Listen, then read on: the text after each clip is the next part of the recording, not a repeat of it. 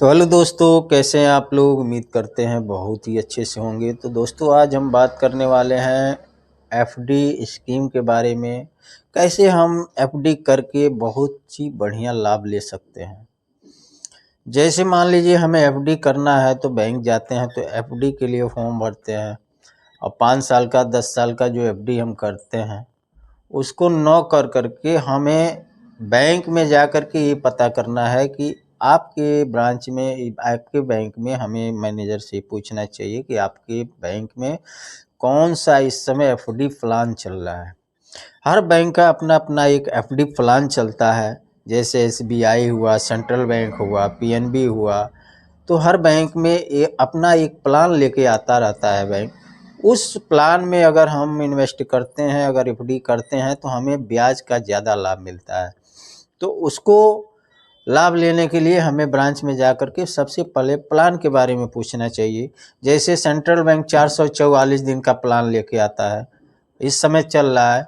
SBI में भी 444 दिन का प्लान चल रहा है। उसमें होता क्या है कि अन्य एफडी के अलावा हमें इस एफडी में ज़्यादा इंटरेस्ट मिलता है, समय कम होता है और हम उसको बार बार रिन्यूअल कर करके और उसमें हम ज़्यादा एफडी का मुनाफा कमा सकते हैं, उसका ज़्यादा लाभ ले सकते हैं। तो 444 दिन का जो एफडी है वो सेंट्रल बैंक में भी चल रहा है, एसबीआई में भी चल रहा है। अगर आप इसमें इन्वेस्ट कर रहे हैं तो ज़्यादा ब्याज का लाभ ले सकते हैं, ज़्यादा से ज़्यादा ब्याज आपको मिल सकता है। तो 444 दिन का जो प्लान है वो बहुत ही बेटर है। और हमारे सीनियर सिटीजन के लिए अगर कहें तो सीनियर सिटीजन के लिए भी अलग अलग प्लान आते रहते हैं। सीनियर सिटीजन को कभी भी अन्य एफडी, नॉर्मल व्यक्ति के एफडी से ज़्यादा ब्याज मिलता है सीनियर सिटीजन को। इस चीज़ को हमेशा कस्टमर को ध्यान रखना चाहिए कि अगर आपका उम्र 60 साल से ज़्यादा है तो सीनियर सिटीजन के लिए ज़्यादा इंटरेस्ट मिलता है एफडी करने पे। तो जब भी आप जाएं तो सीनियर सिटीजन का लाभ आप पूछ सकते हैं कि ब्रांच मैनेजर से, वहाँ के स्टाफ से, कि सीनियर सिटीजन के लिए क्या इंटरेस्ट रेट एफडी पे चल रहा है।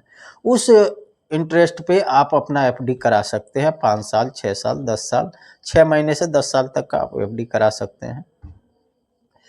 और 444 दिन का जो प्लान है वो आप नॉर्मल व्यक्ति, अगर 60 साल से नीचे जो व्यक्ति हैं, वो 444 दिन वाले प्लान में अगर अपना इन्वेस्टमेंट करते हैं तो उसमें इंटरेस्ट का लाभ ज़्यादा मिलता है।